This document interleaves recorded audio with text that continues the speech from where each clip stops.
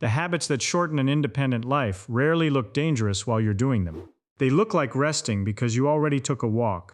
They look like eating lightly because you're watching your weight, or avoiding effort because you do not want to hurt yourself. Each choice feels reasonable on its own. The problem appears when those choices quietly remove the signals your body needs to remain capable. Stay with me, because we are going to examine 5 ordinary habits that can reduce your physical reserve after 60. You will get a practical check for each one. The 5th habit is the easiest one to misread, and it can quietly undo progress from the other 4. All 5 habits affect the same thing: the reserve between what an ordinary day demands and what your body can still produce. With a large reserve, stairs, travel, and a poor night are inconveniences. With a small reserve, the same events can take away choices. What matters here is not perfection. It is whether those daily signals keep arriving. Habit number 1 is treating one walk as permission to sit for the rest of the day. A morning walk is valuable. It challenges the heart, lungs, and leg muscles, and it should not be removed from your routine. But the body does not store movement the way a bank stores money. 30 active minutes do not make 10 motionless hours biologically invisible. During walking, the calf and thigh muscles repeatedly contract. Those contractions help move blood through the legs and help working muscle take up glucose. When you sit for a long, uninterrupted block, that muscular assistance becomes quiet again. The hips stay folded, the ankles barely move, and some of the largest muscles in the body receive almost no reason to contract. 2 people can therefore complete the same morning walk while giving their bodies very different days. One continues moving between ordinary tasks. The other becomes almost motionless until bedtime. There is another reason the distribution matters. Meals deliver glucose and fats into the bloodstream. Active muscle helps handle part of that incoming fuel. A short walk or several minutes of movement after a meal creates a different metabolic situation from eating and remaining still for the next 3 hours. This does not make movement a punishment for eating. It means the timing of muscle activity can be useful, not only the weekly total. Long sitting can also make the first steps feel stiff and cautious, which persuades some people to sit even longer. Here is your first check. Think about yesterday and identify the longest period you remained seated without standing. Do not count total sitting yet. Find the single uninterrupted block. If you cannot remember, notice what happens during TV, reading, computer use, or long conversations today. The goal is not to fear the chair. The goal is to stop letting hours pass without giving your legs a reason to work. A useful replacement is to attach a small movement to something that already occurs. Stand and walk through the house when a program ends. Rise while the kettle heats. Take a short lap after a meal or phone call. Even a few chair rises, ankle movements, or minutes of easy walking can interrupt the long silent period. Choose movements that are safe for your balance and medical condition. If standing is difficult, begin with professional guidance or stable support. The important idea is frequency. Your body needs the movement signal more than once each morning. For 1 week, count movement events instead of exercise minutes. Every deliberate break in stillness that makes the legs work again. This reveals what an exercise tracker can miss. The same walk can sit inside either an active day or a nearly motionless one. If that distinction already changed how you see a healthy day, subscribe to Feynman's Body Code and tell us your age and country in the comments. It helps us see how people around the world are approaching healthy aging. But movement frequency solves only one part of the problem. You can break up sitting faithfully and still lose an important part of independence. Frequent, easy movement supports circulation, but may not preserve the force daily life occasionally demands. That leads to habit number 2, avoiding every activity that feels physically challenging. Many people become careful after 60, for understandable reasons. A painful knee, an old injury, or a frightening fall can make effort feel like a threat. The response is often to remove stairs, heavy bags, floor movements, slopes, and resistance one by one. The day becomes safer in the short term, but it can also become too easy to maintain the capacity that those tasks require. Walking most directly trains endurance and repeated movement. It does not fully replace pushing, pulling, lifting, rising, stabilizing, and producing force quickly. This matters because independence rarely fails during the easiest movement of the day. It is tested when you must rise from a low chair, catch your balance, carry groceries, climb steps, or move an object unexpectedly. Muscle strength is part of that answer. but power also matters. Power is the ability to produce useful force without taking a long time to build it. When a foot catches on a rug, the body does not have several seconds to respond. It needs enough force at the right moment. The nervous system must recruit muscle fibers. The muscles must contract, and the joints must tolerate the load. Bone and tendon are listening too. They adapt to appropriate mechanical loading. Complete avoidance gives them little information that greater capacity is required. Balance follows the same logic. A flat, predictable path is useful for walking endurance, but it does not ask the feet, eyes, inner ear, and brain to solve many balance problems. That does not mean seeking unstable or dangerous surfaces. It means balance deserves safe practice rather than being assumed to arrive automatically from walking. If life never asks for much force, the body has little reason to maintain a large force reserve. This is the principle many people miss. The body tends to preserve capacity that is regularly requested, not capacity that is merely wished for. Older adults benefit from combining aerobic activity with muscle strengthening and balance work. That is not because walking is ineffective. It is because one form of movement cannot train every physical job. Instead of guessing, use an ordinary chair as a simple check. Sit in a stable chair. Place your feet comfortably, and notice how you stand. Can you rise under control without throwing your chest forward or pushing hard with both hands? This is not a pass or fail examination. Do not attempt it without support if you feel unsafe. Notice whether standing strength feels comfortably above the demand or already close to your limit. The replacement does not require a bodybuilding program. Depending on your ability, it may begin with supported chair rises, wall push-ups, resistance bands, carrying a manageable bag, or supervised strength training. The correct resistance is individual. It should challenge the muscles while preserving control, breathing, and safe technique. Progress should be small enough that technique remains recognizable. Repetitions first, then a harder variation or modest resistance. Soreness is not the goal, and joint pain, chest discomfort, unusual breathlessness, or dizziness should not be treated as proof that exercise is working. With heart disease, recent surgery, severe pain, dizziness, or uncertainty, get professional guidance before increasing the challenge. What matters is that your week contains some safe reason for the muscles to produce more than their easiest effort. But force alone is not enough. A muscle can receive a training signal and still lack what it needs to rebuild. Habit number 3 hides behind the phrase, "I just do not eat as much as I used to." Appetite can change with age. Taste, smell, medications, dental problems, digestion, living alone, and lower activity can all change how meals feel. Some people also keep reducing food because they are afraid of gaining weight, even while their muscle tissue is becoming harder to maintain. The result may be a day built from coffee, toast, a small snack, and one substantial evening meal. Another version looks healthier on paper. Oatmeal and fruit in the morning, salad at lunch, and vegetables at dinner. Those foods can be valuable, but the day may still contain very little concentrated protein or total energy if nothing substantial accompanies them. The label healthy does not tell you whether a meal supports the particular problem you're trying to solve. The scale may remain stable for a while, but the body is not only asking how many calories arrived. It is asking whether each meal delivered enough useful material to support muscle, bone, blood cells, immune function, and tissue repair. Protein provides amino acids that the body uses to build and repair tissue. Older muscle may respond less strongly to a small protein signal than younger muscle, a phenomenon researchers often call anabolic resistance. In plain language, the rebuilding message may need to be clearer than it once did. Imagine knocking on a door that has become harder to hear through. One faint tap may no longer produce much response. That does not mean enormous servings or a high-protein diet are appropriate for everyone.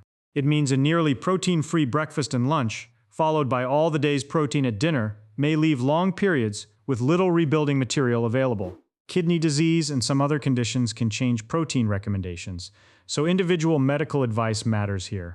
For many adults, the practical starting point is simpler. Include a recognizable protein food in more than one meal. That might be eggs, yogurt, cottage cheese, fish, poultry, beans, lentils, tofu, nuts, or another option appropriate for your health and preferences. Breakfast could change from toast alone to toast with eggs or yogurt. Lunch could change from soup alone to soup containing beans, lentils, chicken, or tofu.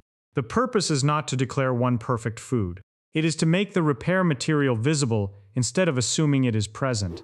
Protein supplements can be convenient for some people, but they do not solve low appetite, poor diet quality, swallowing difficulty, or an illness causing weight loss.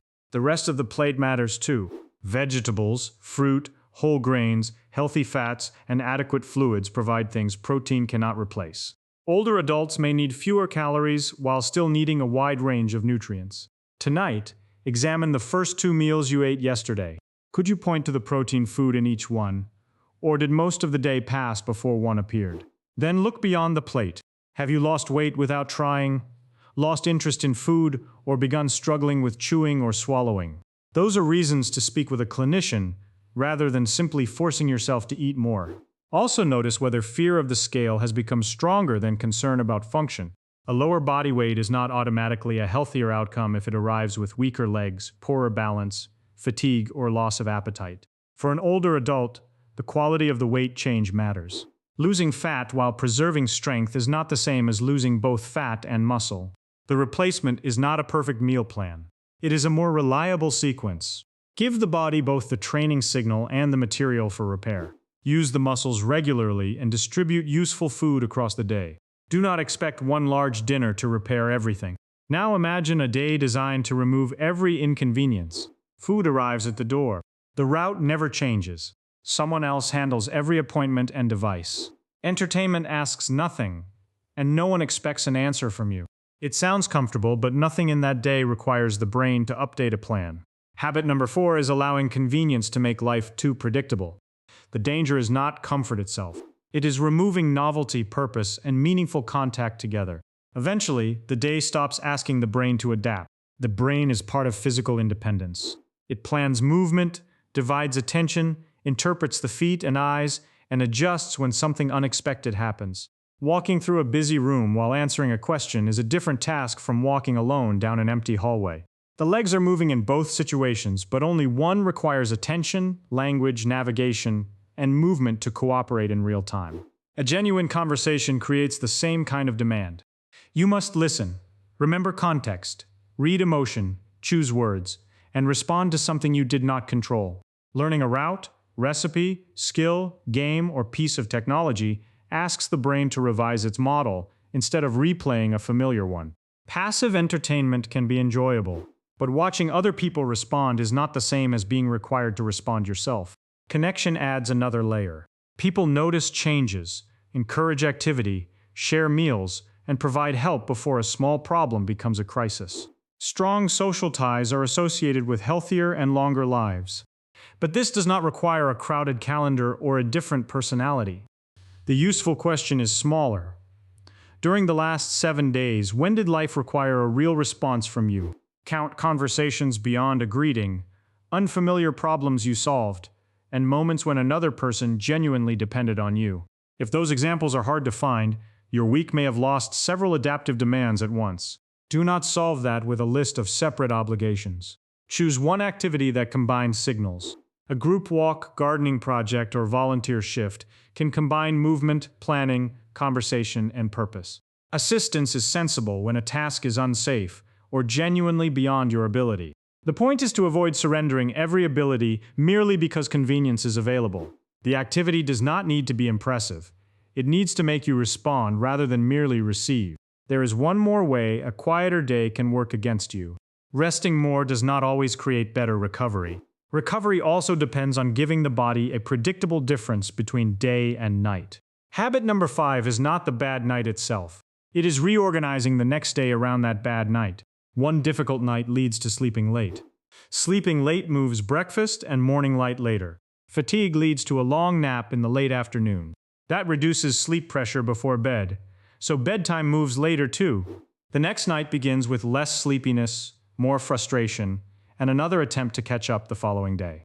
No single nap or late morning ruins health. The problem is the loop created when wake time, light, activity, meals, and naps keep moving together.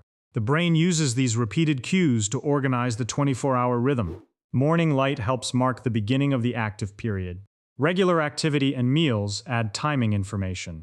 Darkness and routine help mark its end. Sleep pressure is a second part of the system. It builds while you're awake and is partly relieved when you sleep.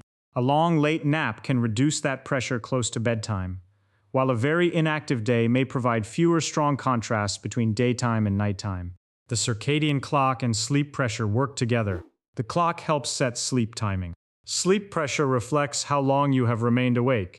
When those signals arrive at very different times each day, sleep may become less predictable, even when total time in bed looks generous. This is why spending more hours in bed does not always produce more restorative sleep. A regular sleep schedule and avoiding late naps can help protect that rhythm. Being older does not mean you should automatically accept feeling tired all the time. Here is the fifth check. Compare your usual wake time across the last 7 days. Did it remain fairly stable, or did difficult nights cause the whole morning to shift by several hours? Then notice when naps occur, and whether you feel ready for sleep near your intended bedtime. The replacement begins at the start of the day, not only at night. Choose a reasonably consistent wake time, seek daylight after waking, and place useful movement earlier in the day when possible. Then protect the final part of the evening from unnecessary activation. Dimmer light and a familiar routine create a clearer contrast with daytime. Bedtime does not need to become a complicated ceremony. If you nap, an earlier and shorter nap is generally less likely to interfere with nighttime sleep than a long nap late in the day. Reduce late caffeine, alcohol, large meals, and bright bedroom screens if they are interfering with sleep. Persistent insomnia, loud snoring, gasping, restless legs, severe daytime sleepiness, or repeated nighttime urination deserve medical attention. Habit changes may not address the underlying cause. Medication timing, pain, breathing disorders, depression, urinary problems, and other conditions can all disturb sleep. This is why blaming age is such an expensive shortcut. It can hide a treatable cause behind a phrase that ends the investigation. Now the 5 habits form one connected loop. The first removes frequent movement. The second removes force. The third removes repair material. The fourth removes adaptation and connection. The fifth removes predictable recovery. Each one narrows reserve through a different pathway, but they can reinforce one another. Long sitting makes the legs feel heavy, so effort is avoided. Less effort can reduce appetite and strength. A smaller, quieter day provides less daylight, social contact, and mental demand. Then naps become longer, and nighttime sleep becomes less reliable. Poor sleep makes movement feel harder the next morning, and the loop begins again. Independence is rarely protected by one heroic health act. It is protected by preserving several signals that tell the body it is still expected to move, produce force, rebuild, adapt, and recover. Here's a practical 7-day audit. Do not attempt to overhaul your life tomorrow. For the first 2 days, simply observe. Notice your longest sitting block, how you rise from a chair, and whether protein appears before dinner. Also record one meaningful conversation or new task, your wake time, and the timing of any nap. Use 5 simple marks on a sheet of paper: movement, force, food, engagement, and recovery. The marks reveal which signal disappears most often. On the 3rd day, choose the clearest weak category and its easiest practical entrance. If sitting is the problem, interrupt one long block. If force is missing, add one safe strengthening movement. If meals are too light, improve one meal rather than redesigning the entire kitchen. If the week is passive, arrange one real interaction. If recovery is irregular, anchor the morning before fighting with bedtime. Keep that one change for several days and observe a functional result. Can you rise more smoothly or take the first steps more easily? Does the afternoon feel less heavy? Do meals feel more complete? Do you become sleepy at a more predictable time? For engagement, ask whether you remembered something new or looked forward to a real interaction. For movement, ask whether the first steps after sitting felt easier.